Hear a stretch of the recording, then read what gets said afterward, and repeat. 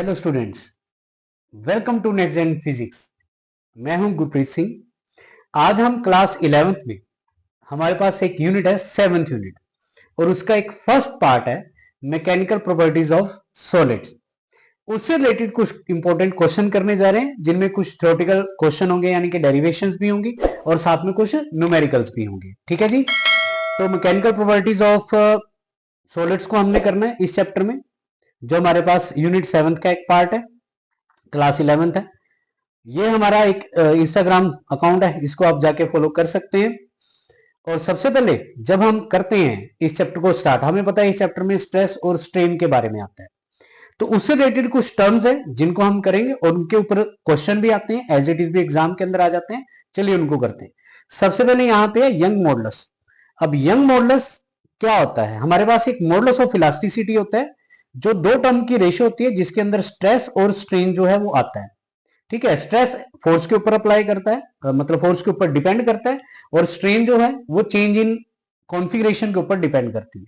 तो जो normal stress होता है वो यंग मॉडुलस में आता है। हमारे पास यहाँ पे एक वायर दी हुई है, डायग्राम में आप देख सकते हैं। कोई एक वायर है, इसकी अपनी एक लेंथ है। सपोज इसकी जो लेंथ है वो हमारे पास है एल। हमने इसके ऊपर फोर्स अप्लाई किया इस पर्टिकुलर डायरेक्शन में और इसके इंक्रीज हो गया लेंथ में डेल्टा एल। ठीक है। एक और टर्म जो हमें चाहिए, इसका area of cross section. Area of cross section होता है एंड पॉइंट का एरिया। ठीक है, वायर पतली है, वायर मोटी है, ये वाला एरिया ऑफ क्रॉस सेक्शन होता है। तो यहां पे आपको लेना है Young modulus of elasticity. Modulus of elasticity stress और स्ट्रेन की रेशियो होती है। Young modulus of elasticity ratio होती है नॉर्मल स्ट्रेस और लॉन्गिट्यूडनल स्ट्रेन।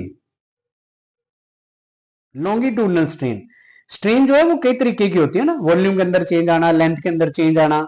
तो ये जो लॉन्गिट्यूडनल स्ट्रेन है ये लेंथ से रिलेटेड होती है। ऊपर हमारे पास आता है फोर्स अपॉन एरिया, नीचे हमारे पास आता है delta L by L, change in length upon original length. Formula बन जाता है F L divided by A delta L. A area of cross section है। अगर रेडियस आपके पास गिवन हो तो ये फॉर्मूला कुछ इस तरह से बन जाएगा, पाई आर स्क्वायर डेल्टा एल। अगर रेडियस की जगह आपके पास डायमीटर हो तो आप आर को डी बाई टू पुट कर दें तो ये कुछ इस तरह से हो जाएगा, 4 FL divided by pi D square into delta L. ये डायमीटर में बन जाता है, ये रेडियस में बन जाता है, ये just area of cross section में बन जाता है जो सबसे ऊपर वाला था। ये हो गया यंग मॉडुलस। उसके बाद इसमें हमारे पास एक नेक्स्ट टर्म है, that is bulk modulus. Bulk modulus जो रिलेटेड होती है वो इस तरह से, जैसे अब आपके पास एक वॉल्यूम के अंदर चेंज आता है। यहां पे ये एक बैलून टाइप स्ट्रक्चर है। सपोज आप इसको इस तरह से फोर्स अप्लाई करते हैं, सारी डायरेक्शन से नॉर्मल फोर्स अप्लाई करते हैं और इसके वॉल्यूम के अंदर डिक्रीज आ जाता है। ठीक है। तो जब यहां से इसको निकालना स्टार्ट करेंगे तो इसका जो मॉडुलस ऑफ इलास्टिसिटी है वो किस इस तरह से आता है। ये रेशियो होती है नॉर्मल स्ट्रेस की, और जो चेंज आ रहा है वो वॉल्यूम में चेंज आ रहा है, इस वजह से उसको वॉल्यूमेट्रिक स्ट्रेन बोलते हैं। वॉल्यूमेट्रिक स्ट्रेन का मतलब चेंज इन वॉल्यूम और ओरिजिनल वॉल्यूम की रेशियो होती है। तो नॉर्मल स्ट्रेस को आपने ले लिया फोर्स अपॉन एरिया। तो यहां पे ना एक चीज आपको याद रखनी है, आपके पास ऐसा भी हो सकता है वॉल्यूम इंक्रीज हो रहा है, ऐसा भी हो सकता है वॉल्यूम जो है वो डिक्रीज हो रहा हो। तो यहां पे डिक्रीज हो रहा है वॉल्यूम का, उसके साथ आपने माइनस लेना। माइनस का मतलब डिक्रीज इन वॉल्यूम है। तो ये कुछ इस तरह से बन जाएगा, minus F V upon delta V, A delta V sorry. तो एफ अपॉन ए को यहां एक नई टर्म में कन्वर्ट करेंगे, जो प्रेशर होता है फोर्स अपॉन एरिया, तो minus P V upon delta V आ जाएगा। अब ये आपके पास आ जाता है बल्क मॉडुलस ऑफ इलास्टिसिटी, जो लिक्विड या गैसेज में अप्लाई होता है, और यंग मॉडुलस ऑफ इलास्टिसिटी जो सॉलिड्स में अप्लाई होता है। ठीक है जी। उसके बाद इसके ऊपर बेस्ड हमारे पास क्वेश्चन आ जाते हैं न्यूमेरिकल। एक स्टील की रोड है, structural steel road has a radius of 10 mm। जो गिवन है सबसे पहले वो लिख लेते हैं। इसका रेडियस हमारे पास 10 mm है। उसके बाद इसकी हमें लेंथ गिवन है, लेंथ जो है वो 1 मीटर है। इसके ऊपर एक फोर्स अप्लाई हुआ है 100 किलो न्यूटन का, 100 इंटू 10⁻³ न्यूटन में आ जाएगा, तो 10⁵ न्यूटन बन गया इसको। ठीक है। इसकी लेंथ इंक्रीज कर दी उसने। कैलकुलेट करना है सबसे पहले आपको यहाँ पे स्ट्रेस। स्ट्रेस को कैलकुलेट करेंगे तो उसका फॉर्मूला जनरल है, फोर्स अपॉन एरिया। ठीक है। फोर्स आपके पास 10⁵ न्यूटन है, और जो एरिया है वो यहां पे आएगा पाई आर स्क्वेयर करके। 10⁵ जो पाई की वैल्यू है 3.14 पुट कर दें, रेडियस हमारे पास 10 mm है, इसको मीटर में कन्वर्ट करना है, 10⁻³ से मल्टीप्लाई करेंगे, 10⁻² मीटर बनेगा, तो 10⁻² का यहाँ पे स्केयर कर देना आपको। ठीक है जी। तो जो स्ट्रेस है वो कुछ इस तरह से हो जाएगा, 10⁵ डिवाइडेड बाय 3.14 इंटू 10⁻⁻4। ठीक है। अब क्या होगा कि इसकी दो जीरो भी ऊपर जाएंगी, 100 डिवाइडेड बाय 314 और ये ऊपर जाके 10⁹ हो जाएगा। एक जीरो और उधर से ले लो आप, ताकि आपकी डिवीजन इजी हो जाएगी। 314 ले लो, इंटू 10⁸ ले लिया। ठीक है, ये आपके पास आना चाहिए स्ट्रेस। अब इस 1000 को आप 314 से डिवाइड कर दे, तो ये हो जाएगा 3, उसके बाद ये इस तरह से। ठीक है, ये आपके पास बन जाएगा ये ऐसे। ठीक है, ये 0 हो गया। आफ्टर दैट आप इसको 1 पे ही जाएगा ये। ठीक है, तो ये बन जाएगा 3.1 इंटू 10⁸ न्यूटन पर metre square. This is our stress. ये आ जाता है स्ट्रेस आपके पास, जो फोर्स अपॉन एरिया से निकलता है। उसके बाद इसका जो सेकंड पॉइंट है वो है स्ट्रेन। स्ट्रेन निकालना है आपको। अच्छा, पहले एलोंगेशन निकालना है, स्ट्रेन से पहले एलोंगेशन। अब एलोंगेशन क्या होता है, स्ट्रेन से ही देख लेते हैं। एलोंगेशन होता है डेल्टा एल बाई एल। अब डेल्टा एल बाई एल इस फॉर्मूला से तो निकलेगा नहीं, हमें कौन सा स्ट्रेन गिवन है, तो हम ना यंग मॉडुलस वाला फॉर्मूला अप्लाई करते हैं, जो भी हमने किया था। y इक्वल टू होता है जनरल स्ट्रेस अपॉन स्ट्रेन। तो यहां से जब आपको स्ट्रेन निकालना है, जो स्ट्रेन है वो बन जाएगा स्ट्रेस अपॉन y। ठीक है, which is our young modulus of elasticity. तो दिस इज 3.1 इंटू 10⁸ जो स्ट्रेस हो गया, और जो y है Young modulus of elasticity 2 into 10⁻11 है। ठीक है, ये बन जाएगा आपके पास 31/20, ऊपर जाके 10⁻³ हो गया। 31 को 20 से डिवाइड कर दे तो 1 पॉइंट ये बन जाएगा आपके पास 100, ये 1.5 ही बन जाएगा। ठीक है, तो ये बन जाएगा 1.55 into 10⁻³ young modulus of elasticity. यहां से आपने स्ट्रेन निकाला बेटा, ये y नहीं निकाला, ये स्ट्रेन निकाला, और इसका कोई यूनिट नहीं होगा। ठीक है ना, इसका कोई यूनिट नहीं है, ये आपने इधर से स्ट्रेन निकाला है, कोई यूनिट नहीं लेना है इसके साथ। ठीक है, ये आप निकाल रहे हैं स्ट्रेन। स्ट्रेन उसके बाद आपको एलोंगेशन निकाल लेते हैं यहाँ पे ना, एलोंगेशन सी। ठीक है, एलोंगेशन, वैसे तो जो एलोंगेशन था वो बी में निकालना है, मैंने पहले स्ट्रेन निकाल दिया इसका, तो एक्चुअल में ये मैंने पहले निकाल दिया सी पार्ट। अब मैं निकाल रहा हूँ इसका बी पार्ट। तो बी पार्ट अब निकाल लेते हैं। बी पार्ट में हमने स्ट्रेन लेना है। स्ट्रेन हो गया डेल्टा एल बाई एल, यहां से डेल्टा एल निकालेंगे। एलोंगेशन बी पार्ट में निकालना है, स्ट्रेन इंटू एल हो जाएगा। स्ट्रेन जो है दैट इज 1.55 इंटू 10⁻³ और एल जो है वो 1 है, लेंथ 1 दी हुई है, तो डेल्टा एल जो है वो आपके पास 1.55 इंटू 10⁻³ मीटर में आ जाएगा। ठीक है, तो आप चाहे सी पार्ट पहले निकाल लें, बी पार्ट पहले निकाल लें, वो आपके ऊपर डिपेंड करता है। ठीक है, इस तरह से निकाल सकते हैं इसको आप। चलो, ये हो गया क्वेश्चन। उसके बाद नेक्स्ट क्वेश्चन है, अगेन स्टील वायर है, उसकी लेंथ दी हुई है 4.7 मीटर। तो यहाँ पे एक स्टील वायर एल एस नाम दे देते हैं, 4.7 मीटर उसकी लेंथ है। Area of cross section given है इसी वायर का, area of cross section of steel wire 3 into 10⁻⁵ metre square में है, कुछ कन्वर्ट करने की जरूरत नहीं है। Stretches by the same amount as a copper wire, मतलब दो वायर है, एक स्टील वायर है, कॉपर वायर है, दोनों की जो चेंज इन लेंथ है, इंक्रीज इन लेंथ आ रहा है, वो सेम आ रहा है।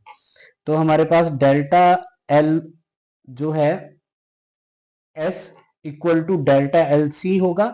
स्टील और कॉपर वायर का जो एक्सटेंशन है वो सेम आ रहा है। ठीक है, उसके बाद यहाँ पे जो कॉपर वायर की लेंथ दी हुई है दैट इज 3.5 मीटर। Area of cross section copper wire का 4 into 10⁻⁵ metre square under a given load. दोनों के ऊपर जो फोर्स अप्लाई हो रहा है वो सेम हो रहा है, ये आपको याद रखना है। ठीक है, फोर्स सेम अप्लाई हो रहा है। यंग मॉडुलस ऑफ स्टील और यंग मॉडुलस ऑफ कॉपर, इन दोनों की रेशो के लिए करते हैं इसको स्टार्ट। तो यंग मॉडुलस ऑफ स्टील और यंग मॉडुलस ऑफ कॉपर, ये रेशो आपको जो है वो निकालनी है, यंग मॉडुलस का फॉर्मूला लेना है। तो जो जनरल फॉर्मूला ना y equals to F L upon A delta L, ये चलेगा, लेकिन दो बार इसको अप्लाई करेंगे, देखना आपने यहाँ पे Y S upon Y C. तो एफ दोनों के अंदर सेम लेना है, एक एल एस मैंने ले लिया, ए यहाँ पे area of cross section capital A लूंगा यहाँ पे, क्योंकि ऊपर कैपिटल ए लिया हुआ है, ए एस ले लिया और यहाँ पे stretches by the same amount है तो डेल्टा एल एस ले लिया। वाई सी की ये वैल्यू ए सी ऊपर चला जाएगा, डेल्टा एल सी भी ऊपर चला जाएगा, एफ और एल सी जो है ये दोनों नीचे आ जाएंगे। ठीक है जी। अब जो फोर्स है वो सेम है, सबसे पहले इसमें जो फोर्स है वो सेम है, उसको कट कर दिया। ऊपर ये डेल्टा एल जो है ये भी सेम है इन दोनों का, इसको भी कट कर दिया हमने। अब जो बाकी वैल्यू है वो आपने यहाँ पुट कर देनी है। ठीक है, तो Y S upon Y C. अब एल एस की वैल्यू दैट इज 4.7 है into area of cross section of copper wire 4 into 10⁻⁻5 है, डिवाइडेड बाय नीचे आ जाता है सबसे पहले area of steel that is 3 into 10⁻⁵ into L C आपके पास आ गया, length of copper wire this is 3.5। ठीक है, अब इसको करते हैं। सबसे पहले इसका इससे पॉइंट ये कैंसिल हो गया, ये हो जाएगा 47 इंटू 4 इंटू 10⁻⁵। ठीक है, डिवाइडेड बाय ये हो जाएगा 3 इंटू ये बन गया आपके पास 35 इंटू 10⁻⁵। अच्छा ये कैंसिल हो गया। ठीक है, अब इसको मल्टीप्लाई करके आपने इन दोनों की रेशो ले लेनी है। ये हो जाएगा 4 7 जा 28। ठीक है, और ये 2 16 और ये हो जाएगा 188, ये हो जाएगा 105। 188 को 105 से डिवाइड करेंगे। ठीक है, तो ये हमारे पास बन जाएगा 1 पे पहले जाएगा, उसके बाद ये पॉइंट बनेगा इसका 7। ठीक है, तो दोनों की जो रेशियो आएगी वो 1.7 आपके पास आ जाएगी। इसके यूनिट आपको कोई नहीं लेने, यूनिट इसी वजह से नहीं लेने क्योंकि दोनों के सेम यूनिट आप एक दूसरे को कैंसिल कर देने, आप जस्ट इन दोनों की रेशियो जो है वो लेनी है। उसके बाद नेक्स्ट है the average depth of Indian ocean is about 3000 metre. Calculate the fractional change यानी कि डेल्टा वी बाई वी आपको निकालना है of water at the bottom of the ocean given है बल्क मॉडुलस ऑफ इलास्टिसिटी। तो एक चीज यहां से क्लियर हो जाती है, जब भी आपके पास डेल्टा वी बाई वी आ जाएगा, बल्क मॉडुलस आ जाएगा, तो एक रिलेशन अभी हमने किया है P B equals to P V divided by delta V. Minus में नहीं ले रहा है यहाँ पे, मैंने बताया था माइनस का क्या यूज है। डेल्टा वी बाई वी आपको निकालना है, ये पी बाय बी हो जाएगा। पी यहाँ पे प्रेशर है और यहाँ पे प्रेशर डायरेक्ट गिवन नहीं है, हमने हमारे पास है ना एक डेप्थ गिवन है, और डेप्थ का जब आपको प्रेशर निकालना हो उसके लिए फॉर्मूला यूज करते हैं एच रो जी। डेप्थ है, एच यहाँ पे हाइट है यानी कि डेप्थ है, रो होगी डेंसिटी, जी होता है acceleration due to gravity. B की वैल्यू आपने पुट कर देनी है, bulk modulus of elasticity 2.2 into 10⁹ है। अब सारी वैल्यू पुट कर देंगे यहाँ, क्योंकि डेल्टा वी बाई वी ही आपको निकालना है प्रॉपर। ये 3000 मीटर हो गया, डेंसिटी 10⁻³ होगी वाटर की, ये हो गया आपके पास 10, ये हमारे पास आ गया। हमने डेंसिटी भी पुट कर दी, हमने जी की वैल्यू भी पुट कर दी, नीचे हमारे पास हो जाएगा 22 इंटू 10⁸। ठीक है जी, एक पॉइंट इसका कैंसिल हो गया। अब ये हमारे पास आप इसको ऐसा करें 30/22 अलग ले लें, 2 0 ये 3 1 4 और 2 6, ये 10⁶ हो गया। ठीक है, ये 10⁸ ऊपर जाके -8 बन जाएगा। डेल्टा वी बाई वी यानी कि ये हो जाएगा 10⁻⁻2 और 30/22 को आपने यहाँ पे डिवाइड करेंगे, ये हो जाएगा 1.3 इंटू 10⁻⁻2। इसका कोई यूनिट नहीं लेना आपने, ये just delta B V by V की वैल्यू बन जाती है आपके पास। ठीक है जी, इसका यूनिट नहीं आएगा, सिर्फ आपको ये आंसर निकालना था। उसके बाद ये कॉन्सेप्चुअल क्वेश्चन है, which is more elastic iron और रबड़। आयरन और रबड़ में कौन सा ज्यादा इलास्टिक है और क्यों इलास्टिक है, इसके लिए क्या करना है आपको, आपको यंग मॉडुलस दोनों वायर का कंपेयर करना है। तो आप सबसे पहले एक आयरन वायर के लिए ले, Y I F L upon A delta L होता है, एफ सेम लेना आपको, लेंथ सेम लेनी है दोनों वायर की, एरिया ऑफ क्रॉस सेक्शन भी सेम लेना है, लेकिन चेंज इन लेंथ दोनों की सेम नहीं होगी, क्योंकि अगर एक स्टील वायर है एक रबड़ वायर है, दोनों के ऊपर सेम फोर्स अप्लाई करेंगे तो चेंज अलग अलग आएगा। दोनों की लेंथ सेम लेनी है, दोनों का एरिया सेम लेना है। उसके बाद रबड़ है तो वाई आर के लिए एफ सेम लेना है, एल ऐसी सेम आ जाना है, एरिया सेम लेना है, ये हो जाएगा डेल्टा एल आर। ठीक है, दोनों को आप यहाँ पे कर दो डिवाइड। ठीक है, उसके बाद ये हो जाएगा F L divided by A delta L I, और ये ऊपर चल जाएगा A delta L R divided by F L. ठीक है, ये कैंसिल हो जाएगा, ए भी कैंसिल हो जाएगा। अब जो आपने कंपैरिजन करना है ना बेटा जी, वो यहां से करना है, Y I divided by Y R equals to delta L R divided by delta L I. अब इसमें कंपैरिजन किस तरह से और कैसे करना है देखें। हमें ये पता है अगर हम सेम फोर्स अप्लाई करें तो जो डेल्टा एल आर होगा that will be greater than delta L आई।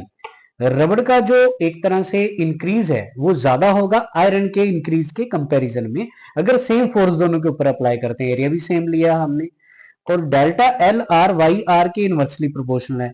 अगर डेल्टा एल आर ज्यादा है तो इसका जो यंग मॉडुलस है वो कम होना चाहिए as compare to Young modulus of iron. तो इससे क्या पता चलता है, जिसका यंग मॉडुलस ज्यादा होगा that is more elastic than the other. So iron is most elastic than the rubber, more elastic than the रबड़। इससे हमें यंग मॉडुलस से ये पता चल रहा है। ठीक है, हमने दोनों को कंपेयर करके ये आंसर जो है वो निकाला है, क्योंकि चेंज इन लेंथ अलग अलग होगा और चेंज इन लेंथ रबड़ का ज्यादा होगा, वो हमने रबड़ का ज्यादा ले लिया, और यंग मॉडुलस जो है वो दूसरे का ज्यादा होना चाहिए क्योंकि दोनों एक दूसरे के इनवर्स प्रोपोर्शन में होते हैं। ठीक है जी। उसके बाद हमारे पास एक थ्योरेटिकल क्वेश्चन है, ये एक स्ट्रेस और स्ट्रेन का कर्व दिया हुआ है, एक लोडेड वायर है, एक वायर के ऊपर आप स्ट्रेस अप्लाई करते हैं और उसके अंदर आने वाले स्ट्रेन को देख के धीरे धीरे आप जो है ग्राफ अप्लाई करते हैं, ग्राफ मतलब निकालते हैं यहां से ना, ग्राफ प्लॉट करते हैं। तो इस ग्राफ के ऊपर जो डिफरेंट पॉइंट है वो आपके सामने है। डिफरेंट पॉइंट कौन कौन से हैं, हमने पॉइंट शो कौन से करने हैं on the graph, you have to mark Hooke's law region, yield point, elastic limit, breaking point, permanent set. Hence explain the term elastic limit, yield point, breaking point and permanent set. इनको explain भी करना है ये क्या होते हैं। तो graph के अंदर जो आपके पास प्रोपोर्शनल लिमिट जहां तक जा रहा है, ये देखो जहां तक एक्चुअली में स्ट्रेट लाइन ग्राफ है, यहां तक ये बिल्कुल स्ट्रेट लाइन ग्राफ होता है। ठीक है, इस स्ट्रेट लाइन ग्राफ को ही हुक्स लॉ रीजन बोला जाएगा क्योंकि यहाँ पे स्ट्रेस और स्ट्रेन एक दूसरे के डायरेक्टली प्रोपोर्शनल में रहती हैं। ठीक है, तो पॉइंट ए प्रोपोर्शनल लिमिट हो गया। पॉइंट बी जो है ये इलास्टिक लिमिट वाला पॉइंट होता है, जो पॉइंट बी है that is elastic limit. C point कुछ और पॉइंट है, अभी आपको पता चलेगा वो क्या होता है। और परमानेंट सेट होता है ये दो पॉइंट लिया मैंने, एक ओ लिया है, ओ डैश, इन दोनों के बीच का ये जो गैप है दैट इज परमानेंट सेट, ये भी अभी एक्सप्लेन करेंगे। और जो लास्ट पॉइंट है दैट इज ब्रेकिंग पॉइंट, जिस पॉइंट पे जाके वायर ब्रेक हो सकती है वो वाला पॉइंट है।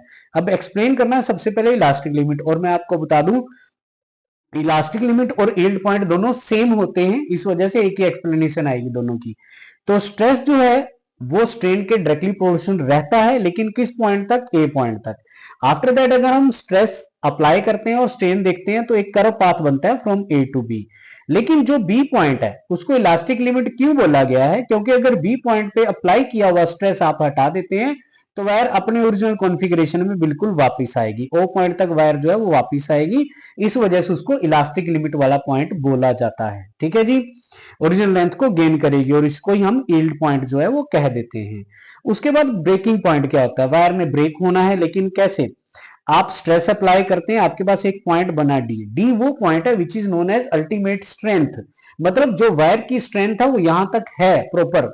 उसके बाद अगर हम स्ट्रेस हटा भी देते हैं, देखो ये ग्राफ जो ये बन रहा है नीचे की तरफ आ रहा है, मतलब हम स्ट्रेस को हटा रहे हैं, लेकिन एक पर्टिकुलर पॉइंट पे जाके वायर जो है वो ब्रेक होगी, हमने स्ट्रेस हटाया फिर भी वायर ब्रेक होगी, तो इस पर्टिकुलर पॉइंट को ब्रेकिंग पॉइंट कहते हैं, क्योंकि उसकी जितनी स्ट्रेंथ थी वो उसको ओवर कर चुके थे, हम स्ट्रेंथ को, अल्टीमेट स्ट्रेंथ को हम पास कर चुके हैं, इस वजह से वायर जो है वो यहाँ पे आके ब्रेक हो जाती है।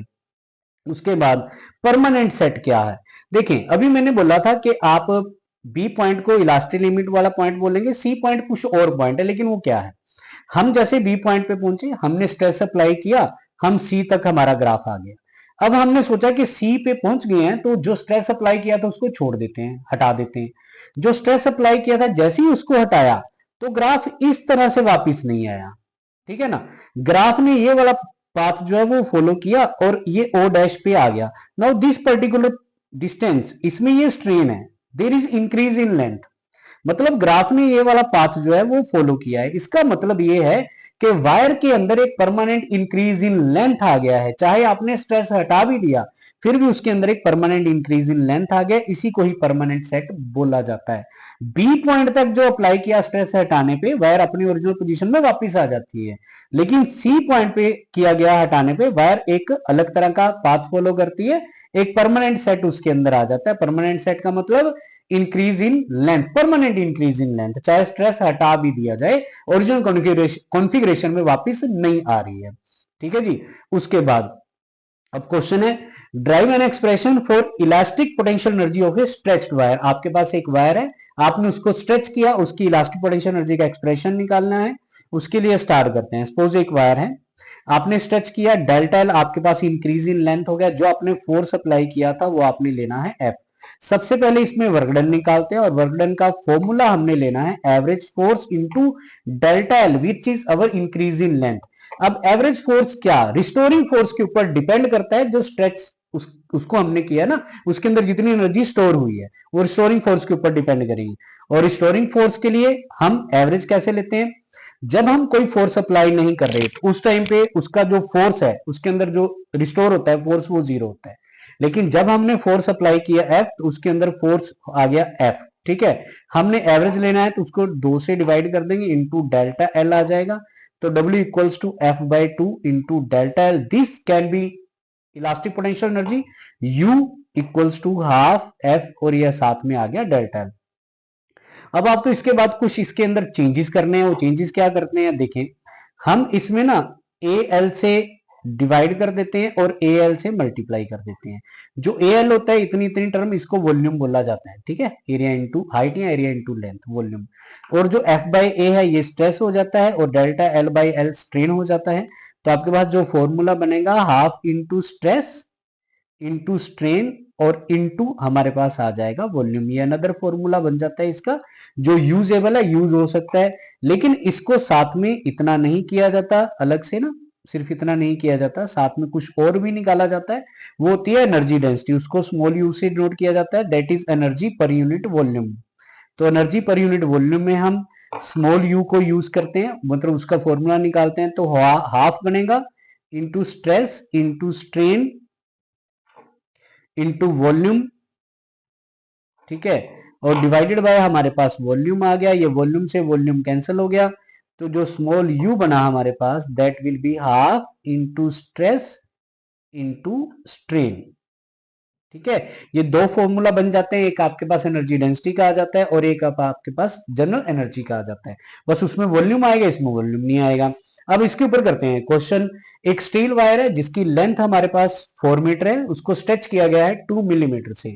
ठीक है, सबसे पहले जो गिवन है वो इसका लिख लेते हैं। लेंथ हमारे पास होगी इसकी बेटा 4 मीटर।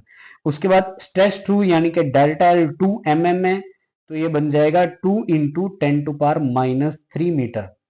ठीक है, आफ्टर दैट इसका area of cross section given है ए 2 इंटू 10⁻⁴, सॉरी 10⁻�6 आएगा ये, 10⁻�6 मीटर स्क्वायर में, वैसे मिलीमीटर स्क्वायर में था, मैंने इसको मीटर में ले लिया। ठीक है, Young modulus of steel given है जो हमारे पास y equals to 2 into 10⁻11 newton पर मीटर स्क्वायर है। सबसे पहले इसमें एनर्जी डेंसिटी फाइंड करनी है, फिर आपने एनर्जी फाइंड करनी है। एनर्जी डेंसिटी के लिए एनर्जी अपॉन वॉल्यूम होता है, और उसका फॉर्मूला वैसे हमने अभी किया है, U equals to half into stress into strain होता है। ठीक है, अगर आपको यहाँ पे स्ट्रेस लेना हो तो उसके लिए फोर्स चाहिए होता है, जो फोर्स गिवन नहीं है। तो आप ना ये फॉर्मूला अप्लाई करें, y को ले लें क्योंकि y आपके पास गिवन है। तो y equal to stress upon strain आएगा। तो अगर आपको यहाँ से स्ट्रेस निकालना है तो y इंटू स्ट्रेन बन जाएगा वो। ठीक है ना, इसको यहाँ पे यूज कर दें तो ये हाफ इंटू वाई, और जब ये वैल्यू पुट करेंगे तो ये बन जाएगा स्ट्रेन का स्क्वेयर। ठीक है, सिर्फ वैल्यू पुट करनी है और सॉल्व कर देना है। ठीक है, y की वैल्यू आपके पास 2 इंटू 10⁻11 है, divided by 2 delta L by L. Strain होता है change in length upon original length यहाँ पे। तो चेंज इन लेंथ आपके पास 2 इंटू 10⁻³ है, ओरिजिनल लेंथ आपके पास यहाँ पे 4 मीटर है, इसका आपने कर देना है स्क्वेयर। ठीक है जी, ये 1/2 हो जाता है उसके अंदर, ये 2 से 2 कैंसिल हो जाता है। तो ये हो जाएगा 10⁻11, इसका स्क्वायर करेंगे 1/4 हो जाएगा, इंटू 10⁻�6 हो जाएगा।